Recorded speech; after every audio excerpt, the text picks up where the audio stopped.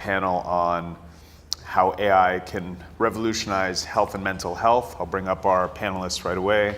We've got Beth Rudden from Bast AI. Yes, absolutely. Beth and Bast have been massive supporters of this event. It wouldn't have happened if not for them. And they're really using AI for good in some really cool ways we'll hear about. Ron Razmi, Wesley King, and Adam Molinar from Neurable. Let's all grab a seat. Yeah. Okay.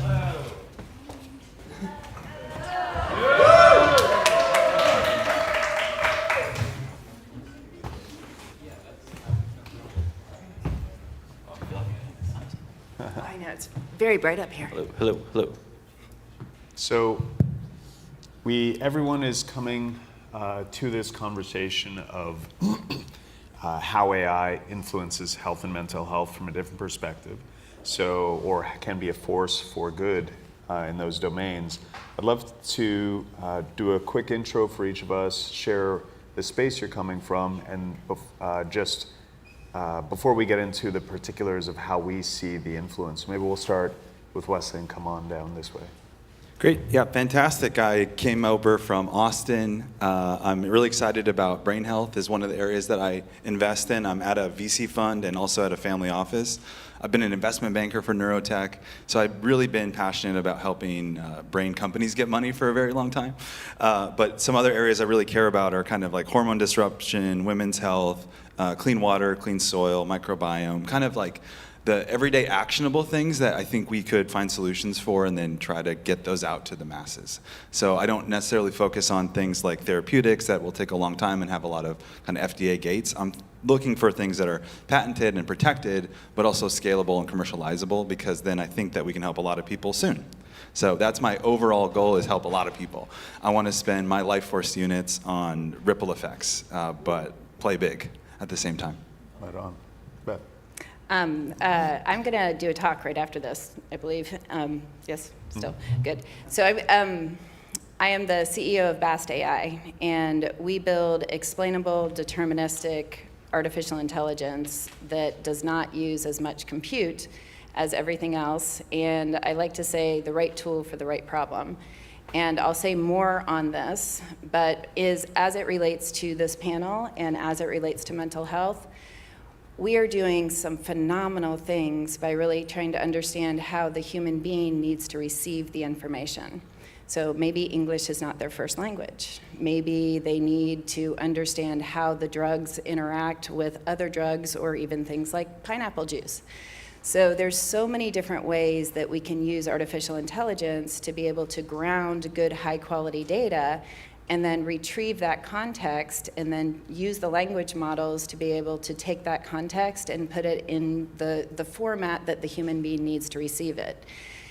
I've been doing this for a very long time, and I will say that, like, one of the reasons that I left IBM is I got sick of talking about it, so I really wanted to show people what an AI system that explains itself looks like. And so that's why I opened Bast AI, and that's what we do. Hi, everyone. Is it on? Yeah, okay. I'm Adam Molinar. I'm one of the co-founders of a company called Neurable. We've raised about $50 million to make brain-based understanding something available to everyone with a smartphone. So practically what we built is a stack enabled by AI, which we've been, like other people on this panel, working on for 10 years, to allow you to understand yourself in a way that has not ever really been possible. The brain's a funny organ in the sense that it doesn't have nerve endings. You can't actually feel your brain.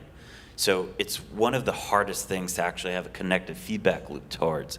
So to be able to have that kind of access then allows us to start understanding ourselves in a way that hasn't really been possible before, and that connects to the other thing that I really care about, which is this pace of technology that's outpacing human evolution. So I think we're seeing this delta and feeling the effects of that, which is increased rates of loneliness and depression.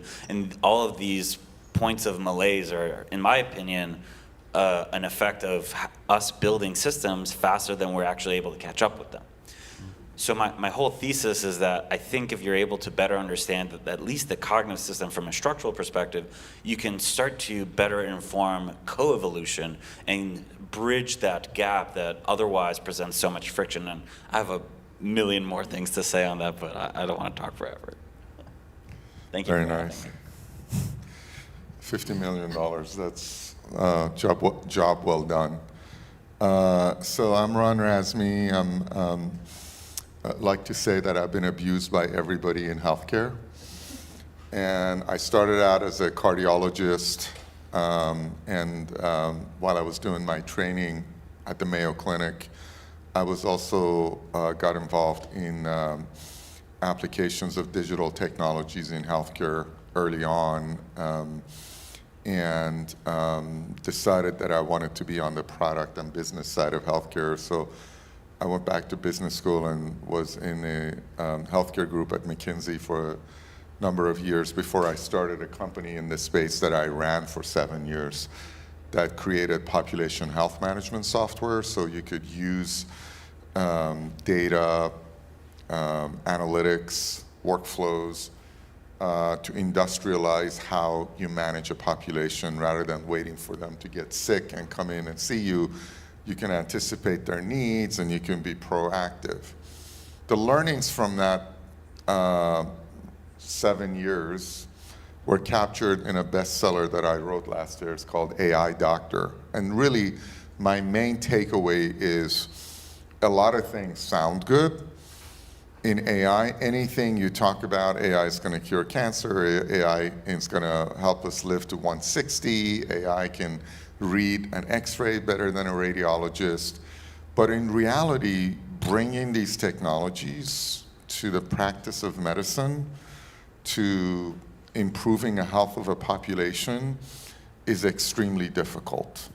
And it's going to be a lot more difficult than people realize. And 95% of plus of the investments that are being made in this space are not going to create returns. Right now, the failure rate of these companies in the last 7-8 years, where we say that's the unofficial start of AI in healthcare, was 2016, 2017. The failure rate has been around 98% of these companies. At some point, they close their door, they get acqui-hired, and so forth. So the art and the challenge of this is figuring out which use cases are ready for prime time, the reimbursement, business case, everything lines up so that technology can get adoption, provide some benefits, so skeptical doctors, nurses, patients can see some benefit, and then that's going to create momentum for the next wave of technology to be adopted. And if we can increase the IQ of the investors and the founders in doing that type of in-depth analysis up front, we can avoid so much of the capital that's being allocated from ever providing. I mean, it's not being wasted because you're learning things and you're teaching the next generation of investors and founders to create high-value products. However, it's better if capital is allocated to better use cases and better technologies. We should talk. So each of you is bringing a different emphasis here. Wesley kind of setting the frame of like, we can do good with this.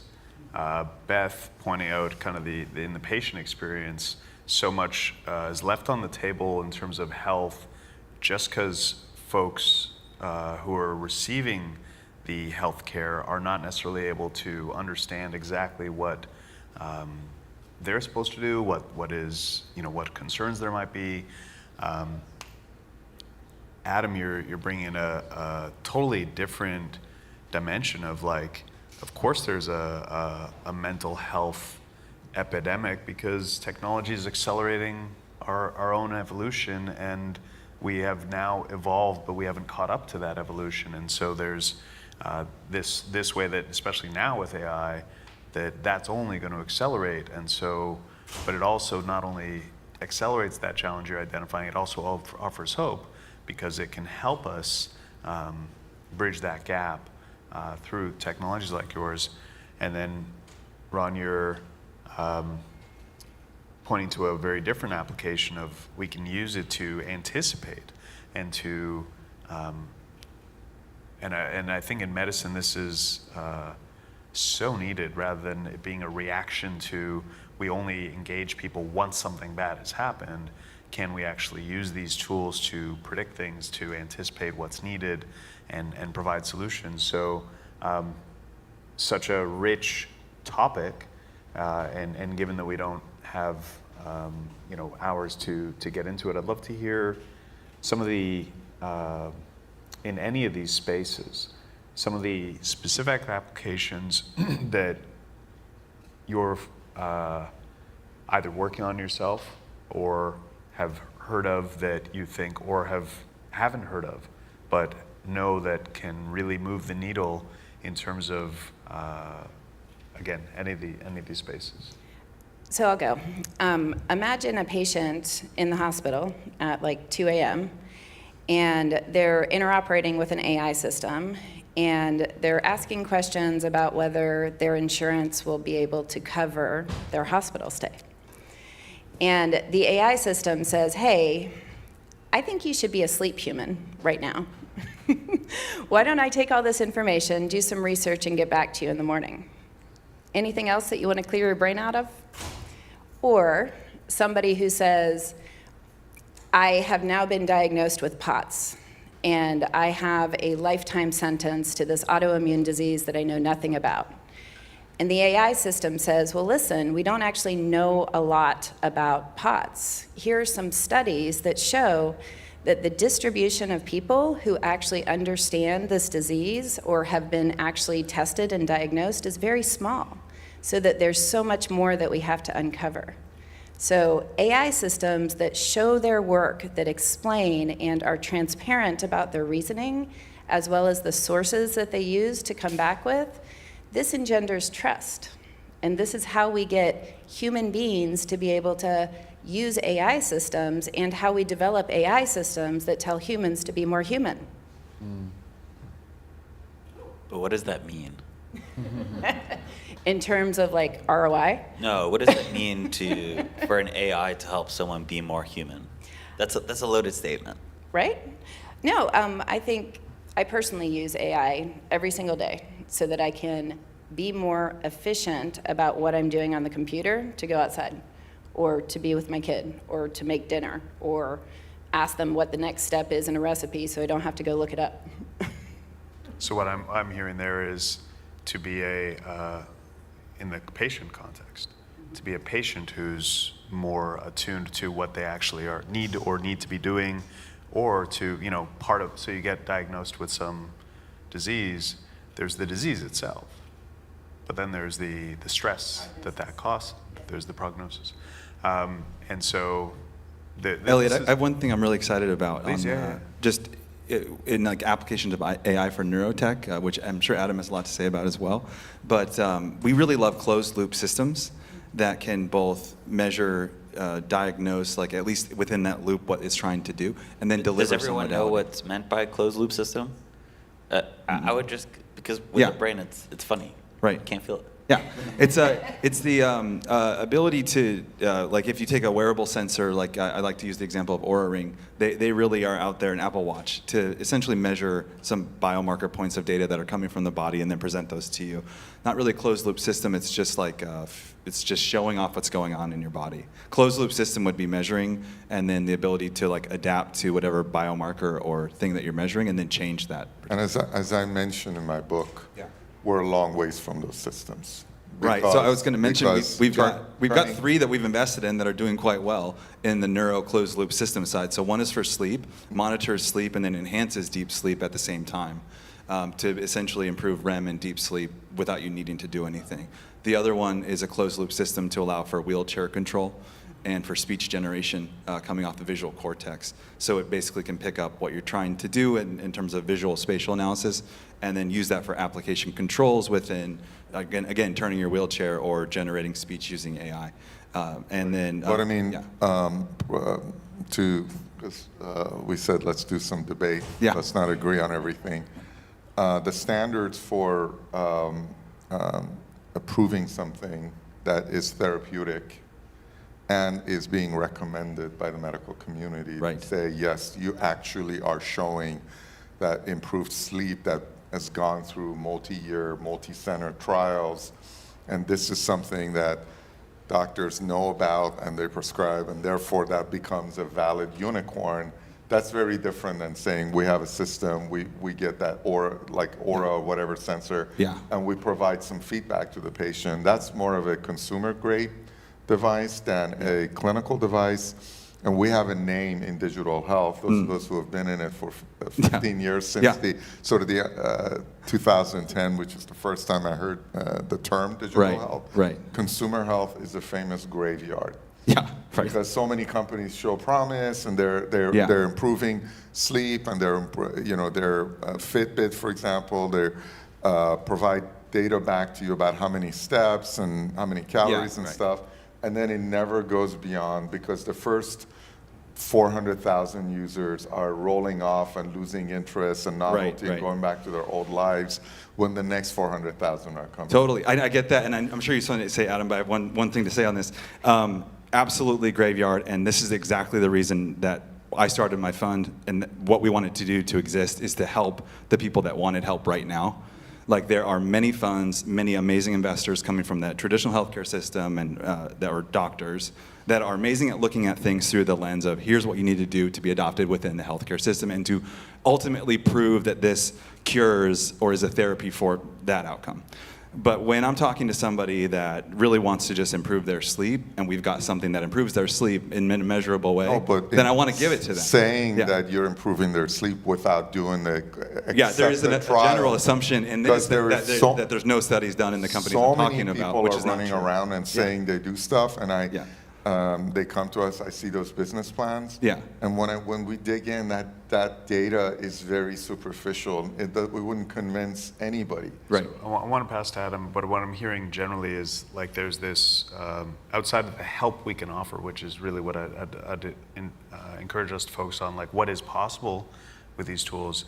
I think you're pointing out that there's this kind of bureaucratic component within healthcare that is a whole other dimension of, on the clinical side, like one, people are maybe talking a big game when they haven't actually done the studies, but two, to get approvals is such a big hurdle and requires so much research to get to that point, and that, this is why we should just have a bigger conference. But I would say it's not bureaucratic. Majority of this stuff is never going to prove benefit. If you put it through legitimate, well-designed trials, they turn out to be wishful thinking. So it's not bureaucratic to say, if you're going to run around and make claims, you need to prove your claims. This is how we've taken life expectancy from around 35, about 120 years ago, to 80. It wasn't through just letting people make claims and running around. It was people had to prove their stuff. And I know it sounds bureaucratic and no, I mean, what you're speaking to is integrity has to be there, right? Adam.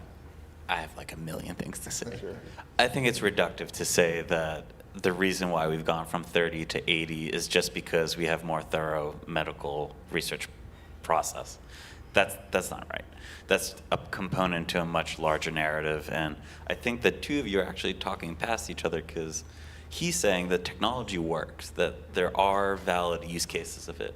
And you're saying the technology is never going to commercialize in the medical sector, which is a completely different problem.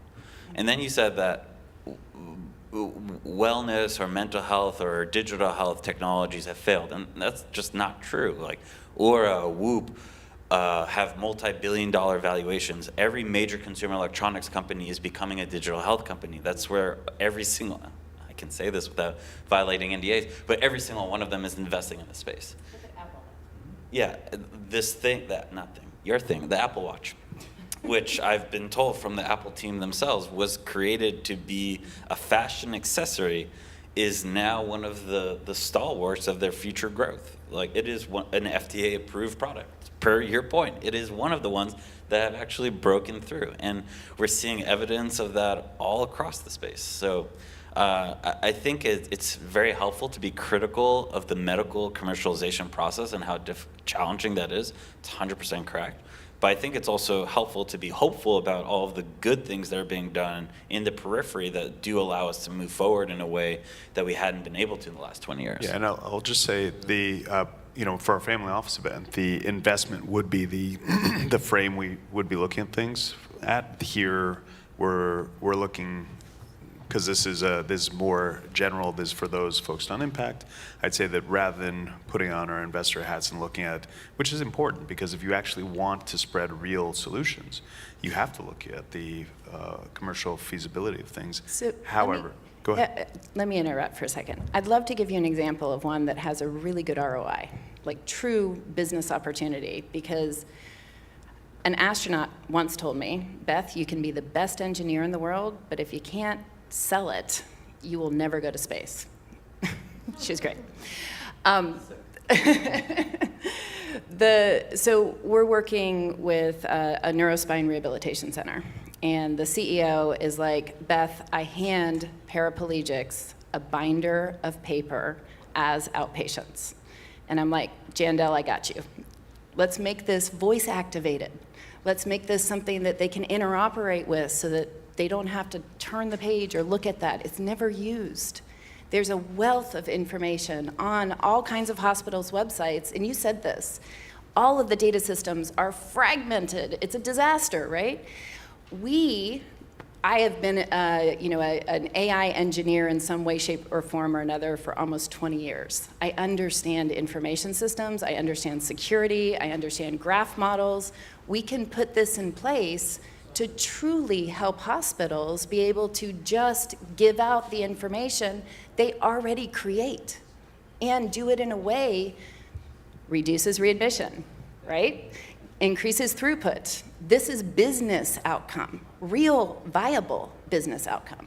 Right. So let me respond to a couple of things. I think you probably heard every digital health tool is bad, and there's no. We're in the business of digital health and health AI. We look at I spent 3 years writing a book about it, so nobody's more excited about it than I am. My point is, looking at it use case by use case. Not every use case makes the cut right now.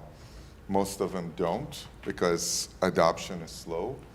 And a lot of tools that show, especially in the consumer, if you study it closely, in the consumer space, they get early adoption, but then they never scale up. Aura and Apple Watch and stuff, they're a different story in terms of wearables, what they're doing.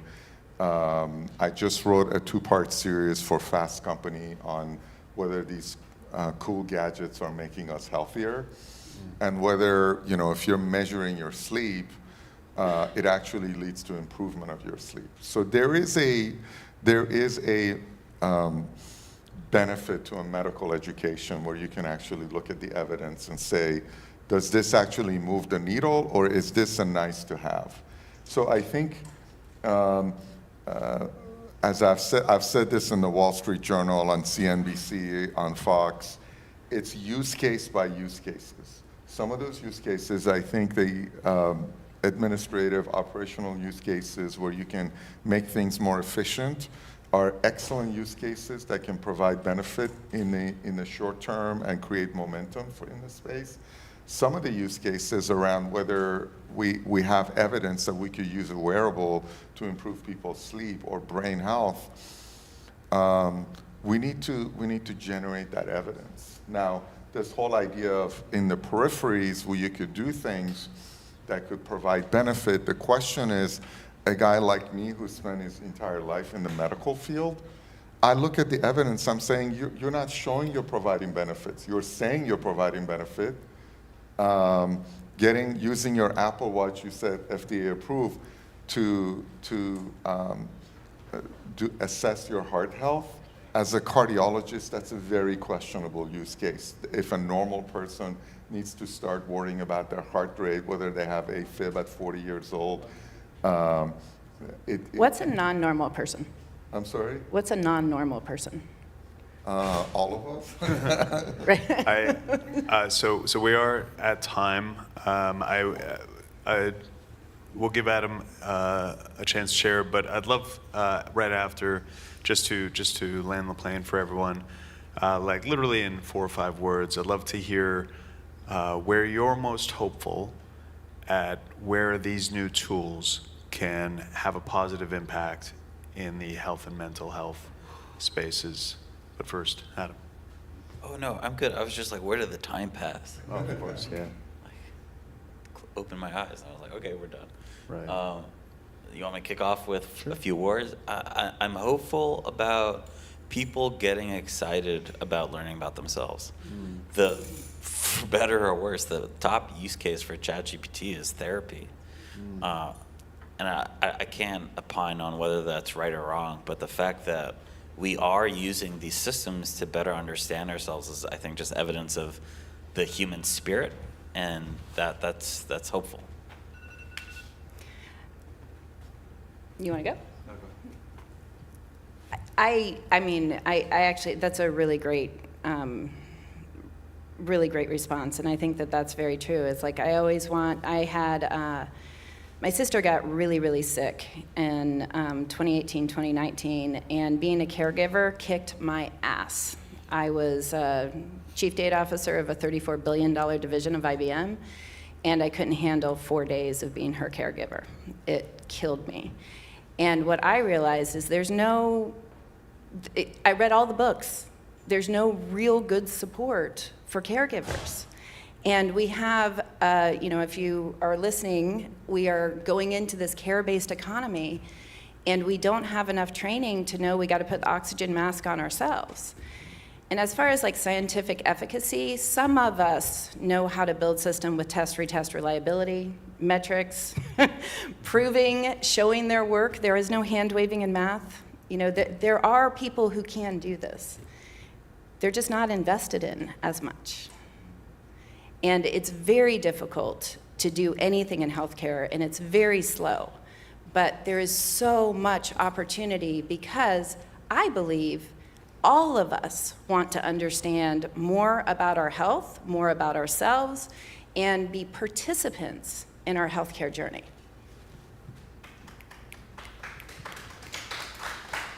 I'm really excited, and I think it's coming where that we'll be able to understand what's going on in our brain and use that in a daily way. And I'm especially excited about maybe stress reduction or burnout reduction as some of these systems come online and we understand how our body and mind is wired better at an individual level. And I would say that the future of these technologies in improving our health and improving delivery of healthcare is extremely bright. The road to get there might be bumpy because of all the legacy systems and belief systems that are calcified.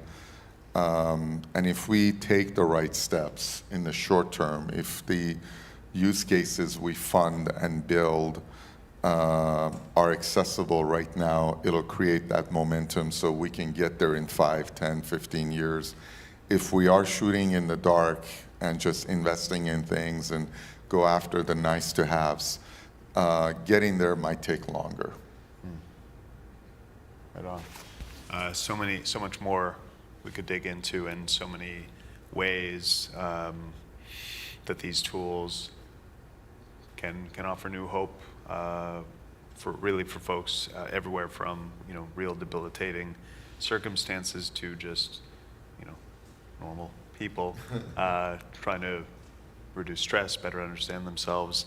I do really.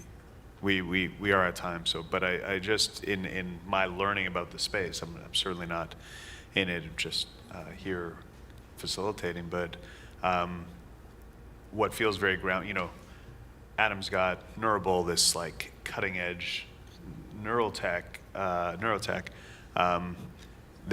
which kind of exemplifies one end of the spectrum of like the future of the possibility of where it can go in the future. But what I'm appreciating about hearing Beth on the other end of the spectrum is like there's it, and you kind of spoke to this, like operationally and administratively, like there's so much, the healthcare systems that are designed to try to help today are so clunky that there's so much care left on the table. So I appreciate that there's like we have on the founder side here, we have everyone from those like just fixing existing systems that are, I wouldn't even say broken, but just don't work to their capacity, all the way to what's possible when we actually can really understand our brains. So wish we had more time, but thank you all so much, and next time. Thank you. Thank you.